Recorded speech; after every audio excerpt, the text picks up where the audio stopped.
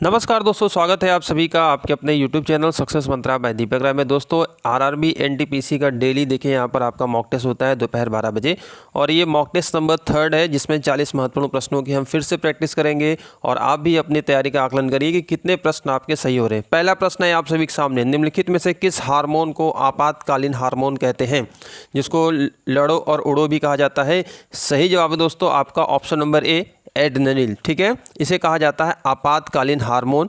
चलिए दूसरा प्रश्न यहाँ पर देखते हैं, क्वेश्चन नंबर 2 दोस्तों देखिए, रक्त में हीमोग्लोबिन एक समृद्ध प्रोटीन है जिसमें भरपूर मात्रा में पाया जाता है। क्वेश्चन नंबर 2 है, इसमें क्या पाया जाता है हीमोग्लोबिन में। तो दोस्तों हीमोग्लोबिन में आपका आयरन यानी कि लौह पाया जाता है और यह हीमोग्लोबिन क्या है, रेड ब्लड सेल में पाया जाने वाला एक क्या है, आपका प्रोटीन है। ठीक है, ध्यान रखेंगे। तीसरे प्रश्न की ओर बढ़ते हैं, क्वेश्चन नंबर 3 देखते हैं, एंजाइम के प्रोटीन भाग को क्या कहते हैं। दोस्तों एंजाइम का जो प्रोटीन भाग होता है उसको क्या बोला जाता है, उसको बोला जाता है एपो एंजाइम। कमेंट करते रहिएगा और सभी महत्वपूर्ण प्रश्नों की डेली प्रैक्टिस कराई जा रही है। तो चैनल पर नए हैं तो चैनल सब्सक्राइब करके बेल आइकन दबाकर ऑल नोटिफिकेशन जरूर दबाइएगा ताकि हर आने वाली वीडियो नोटिफिकेशन आप लोग को मिलती रहे। चौथा प्रश्न देखिए, महत्वपूर्ण प्रश्न है, परमाणु का संगठन करने वाले 3 मौलिक कण, परमाणु का संगठन करने वाले दोस्तों 3 मौलिक कण कौन कौन से हैं। सही जवाब है आपका यहाँ पर प्रोटॉन, इलेक्ट्रॉन और न्यूट्रॉन। अगर आप देखोगे यहाँ पर आपका प्रोटॉन, इलेक्ट्रॉन और न्यूट्रॉन, ऑप्शन नंबर सी आपका यहाँ पर करेक्ट हो जाएगा। और अगर दोस्तों इलेक्ट्रॉन की बात करते हैं तो जे थॉमसन ने इनका आविष्कार किया था, इसका किया था। प्रोटॉन की बात करते हैं तो रदरफोर्ड और न्यूट्रॉन की बात करते हैं चैडविक। तो ऑप्शन नंबर सी यहाँ पर करेक्ट हो जाएगा। इनके आविष्कारक से भी आपसे प्रश्न पूछे जाते हैं, तो इलेक्ट्रॉन, प्रोटॉन और न्यूट्रॉन इस प्रकार से भी आप याद कर सकते हैं। चलिए यहाँ पर 5वां प्रश्न देखते हैं, वर्णांता का दोष। ठीक है दोस्तों, कलर ब्लाइंडनेस जो होता है किस लेंस के द्वारा दूर किया जा सकता है।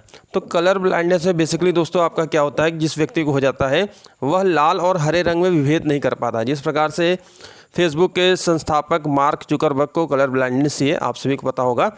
और इसके लिए कोई भी ऐसा कोई लेंस नहीं है जिससे इसके दोष को दूर किया जा सकता है। तो यहाँ पर आपका ऑप्शन नंबर डी होगा, उपर्युक्त में से कोई नहीं, और लाल और हरे रंग में विभेद नहीं कर पाता है। ठीक है, छठा प्रश्न है आप सभी के सामने, वायु गर्म होती है। दोस्तों वायु गर्म होती है, कैसे होती है, कौन सी ऐसी प्रक्रिया है, चालन, संवहन, विकिरण या विसरण।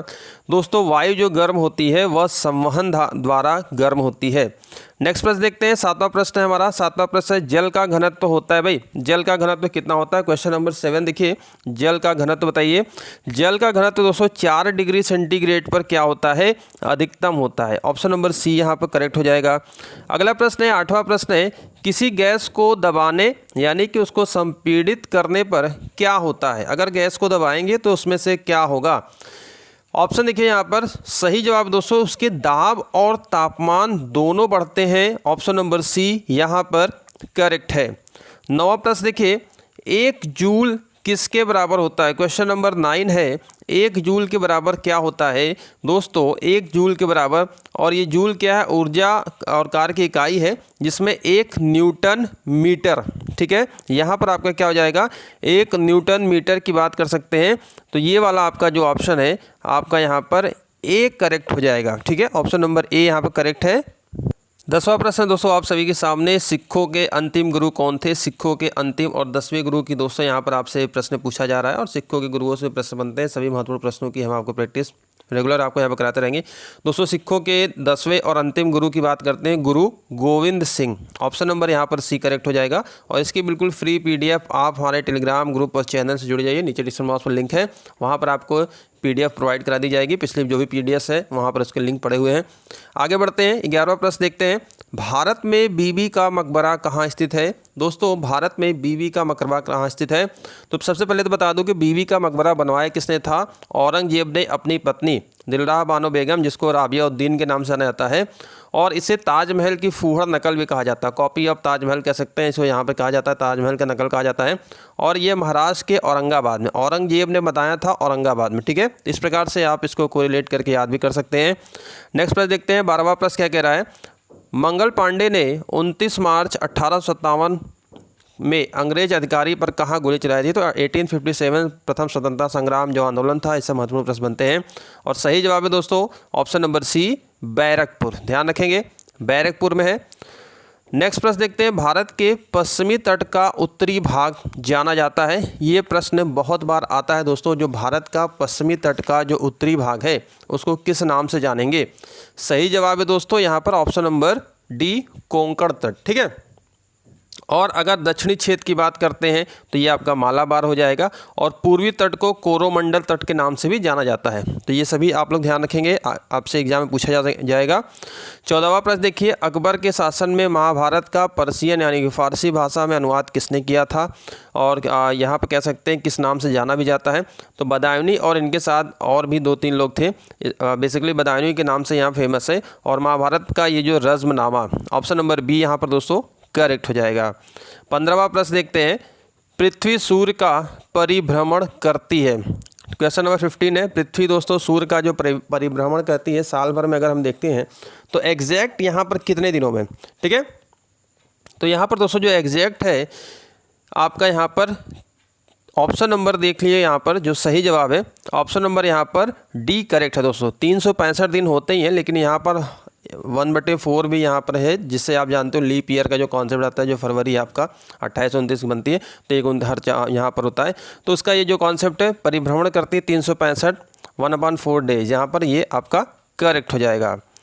16वां प्रश्न देखते हैं, विश्व बैंक का मुख्यालय बताइए। विश्व बैंक का मुख्यालय क्वेश्चन नंबर 16 है दोस्तों। विश्व बैंक का मुख्यालय कहाँ पर है, वाशिंगटन DC अमेरिका में है, ऑप्शन नंबर सी यहाँ पर करेक्ट है। 17वां प्रश्न है, ज्वालामुखी गतिविधियों में किस प्रकार की झील बनती है। ज्योग्राफी से प्रश्न है, महत्वपूर्ण प्रश्न है। तो दोस्तों ज्वालामुखी जब उद्गार होता है, जो गतिविधियाँ होती हैं उसमें जो झील बनती है उसको कहा जाता है कॉल्डेरा झील कहा जाता है, ठीक है। नेक्स्ट प्रश्न देखते हैं, 18वां प्रश्न है, नालंदा विश्वविद्यालय को नष्ट करने वाला मुस्लिम आक्रमणकारी था। क्वेश्चन नंबर 18 है दोस्तों, नालंदा विश्वविद्यालय को नष्ट करने वाला मुस्लिम आक्रमणकारी बताइए। सही जवाब है मोहम्मद बिन बख्तियार, ठीक है, Bakhtiyar, option number C correct है। 19वां प्रश्न देखते हैं फटाफट यहाँ पर, निम्नलिखित में से किसको अपनी विजयों के कारण भारत का नेपोलियन कहा जाता है। तो दोस्तों भारत के नेपोलियन की संज्ञा दी गई है समुद्रगुप्त को दी गई है, और जितने भी इन्होंने युद्ध लड़ा था सब में इनको विजय मिली थी। और नेपोलियन भारत का किसने संज्ञा दी थी, यहाँ से भी प्रश्न आ जाता है। तो इतिहासकार, ठीक है, इतिहासकार आपके जो विंसेंट स्मिथ थे इन्होंने ये संज्ञा दी थी। क्वेश्चन नंबर 20 है, सिंधु घाटी सभ्यता में कालीबंगा निम्नलिखित में से किसके लिए प्रसिद्ध है। 20वां प्रश्न बताइए, कालीबंगा किसके लिए फेमस है भाई। कालीबंगा दोस्तों फेमस है मिट्टी के पात्र के लिए, ठीक है, मिट्टी के पात्र के लिए प्रसिद्ध है। और कालीबंगा का जो शाब्दिक अर्थ होता है काले रंग की चूड़ियाँ, ठीक है, कालीबंगा काले रंग की चूड़ियाँ, और यहाँ पर मिट्टी के पात्र ये है। नेक्स्ट प्रश्न की ओर बढ़ते हैं, किस शासक ने सर्वप्रथम लोक निर्माण विभाग की स्थापना की थी। तो दोस्तों ऐसा कौन सा शासक था, क्वेश्चन नंबर 21 है, जिसने लोक निर्माण यानी कि PWD, ठीक है, PWD और दीवाने खैरात की बात करते हैं, अस्पताल खुलाए, रोजगार कार्यालय खुलाया। तो इस प्रकार से यहाँ से भी प्रश्न इससे बनते हैं। और इन्होंने किया था फिरोज शाह तुगलक, ऑप्शन नंबर यहाँ पर क्या हो जाएगा, ऑप्शन नंबर यहाँ पर सी करेक्ट हो जाएगा। अगला प्रश्न यहाँ पर देखते हैं, क्वेश्चन नंबर देखिए 22 है, किस नवपाषाणिक स्थान से चावल के साक्ष्य प्राप्त हुए हैं। तो दोस्तों चावल के साक्ष्य अगर हम बात करते हैं नवपाषाण काल में तो ये कोलडीहवा, और ये कोलडीहवा तत्कालीन इलाहाबाद जो कि अभी प्रयागराज जिसका नाम हो गया है ये यहाँ पर है, ठीक है। 23 देखते हैं, अंतर्राष्ट्रीय साक्षरता दिवस कब मनाया जाता है। क्वेश्चन नंबर 23 बताइए भाई, अंतर्राष्ट्रीय साक्षरता दिवस कब मनाया जाता है। सही जवाब है दोस्तों 8 सितंबर, अंतर्राष्ट्रीय साक्षरता दिवस 8 सितंबर को मनाया जाता है। 24 देखते हैं, चींटी के डंक में कौन सा अम्ल होता है। फटाफट यहाँ पर बताएंगे सभी छात्र, चींटी के डंक में कौन सा अम्ल होता है। तो दोस्तों चींटी के डंक में फॉर्मिक अम्ल होता है, फॉर्मिक एसिड होता है। नेक्स्ट प्रश्न देखते हैं, हमारा क्वेश्चन नंबर 25 है, सोडियम सल्फेट व बेरियम क्लोराइड के जलीय विलयन को जब एक आप परखनली में मिलाते हैं तो कौन से रंग का अवक्षेप आपको प्राप्त होगा। बहुत इंपॉर्टेंट प्रश्न है, साइंस से भी ऐसे प्रश्न आपको डेली यहाँ पर कराए जाते हैं। तो चैनल पर ज़रूर यहाँ पर आप चैनल सब्सक्राइब करें और मैक्सिमम से वीडियो को शेयर और लाइक भी करें अपने दोस्तों मित्रों में, ताकि उन तक भी जानकारी पहुँचे। सफ़ेद, ऑप्शन नंबर बी। 26 देखते हैं, शैवाल और कवक के परस्पर सहयोग से बने सहजीवी पौधे क्या कहलाते हैं। शैवाल और कवक के परस्पर सहयोग से बने दोस्तों जो पौधे होते हैं उन्हें कहा जाता है लाइकेन, ऑप्शन नंबर बी। चलिए अगला प्रश्न यहाँ पर देखते हैं। अगला प्रश्न है 27 नंबर पर, सेंटलीज जनजाति किस राज्य में पाई जाती है। क्वेश्चन नंबर 27 है दोस्तों, सेंटलीज जनजाति किस राज्य में पाई जाती है।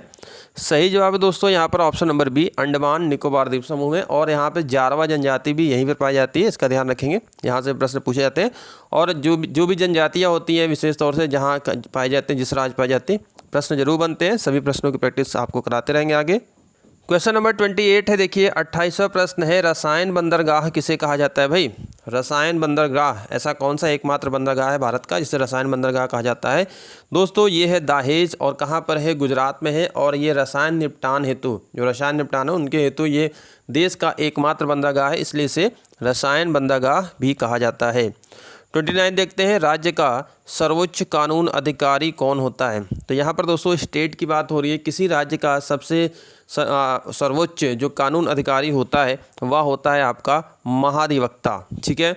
और इसका जो प्रावधान किया गया है आर्टिकल 165 में महाधिवक्ता का प्रावधान किया गया है, ध्यान रखेंगे। नेक्स्ट प्रश्न की ओर बढ़ते हैं। क्वेश्चन नंबर 30 देखिए, पानीपत का तृतीय युद्ध किसके किसके मध्य लड़ा गया था। तो इतिहास के जो भी जितने भी युद्ध होते हैं यहाँ से प्रश्न बनते हैं। दोस्तों पानीपत का तृतीय युद्ध लड़ा गया था अहमद शाह अब्दाली और मराठों के मध्य में 14 जनवरी 1761। कब भाई, 14 जनवरी 1761, ये सन भी याद रखिएगा। और इसमें मराठों की बुरी तरीके से हार हुई थी, ठीक है। नेक्स्ट प्रश्न देखते हैं 31, रिजर्व बैंक ऑफ इंडिया की स्थापना किस वर्ष में हुई। आरबीआई की स्थापना दोस्तों किस वर्ष हुई। सही जवाब दोस्तों इसका 1935। और इसी तरीके से एक और प्रश्न पूछता है कि आरबीआई का राष्ट्रीयकरण कब किया गया था। तो आरबीआई का राष्ट्रीयकरण 1949 को, ठीक है, 1949 को किया गया था। 32 की ओर बढ़ते हैं। बेटी बचाओ बेटी पढ़ाओ की शुरुआत किस राज्य से की गई थी। तो जितने भी केंद्र सरकार की योजनाएं हैं यहाँ से प्रश्न बनेंगे आपके। बेटी बचाओ और बेटी पढ़ाओ की शुरुआत दोस्तों आपकी की गई थी हरियाणा पानीपत से। और ये जो शुभारंभ किया गया था ये आपका शुभारंभ हुआ था 22 जनवरी 2015 को, ठीक है, इस बात का भी ध्यान रखेंगे।